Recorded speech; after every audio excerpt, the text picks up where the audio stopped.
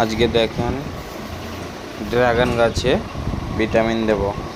অনেক অসংখ্য কুড়ি এসছে তো, তাই অ্যাগ্রোমিন গোল্ড দেবো যাতে কুড়িগুলো না ঝরে যায়। অ্যাগ্রোমিন গোল্ড অনেক কুড়ি এসছে। এটাকে জলে গুলে স্প্রে করব 1 লিটার জলে, ওই 2 ml।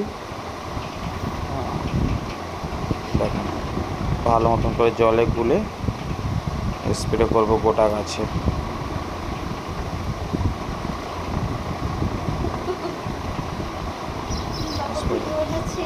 করি আসছে, দেখেন কত করি আসছে, দেখেন দেখেন অসংখ্য করি আসছে।